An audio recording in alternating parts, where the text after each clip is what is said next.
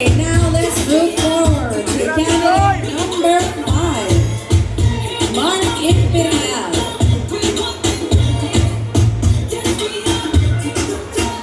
Mark is 19 years of age. And he is from Olongapo City.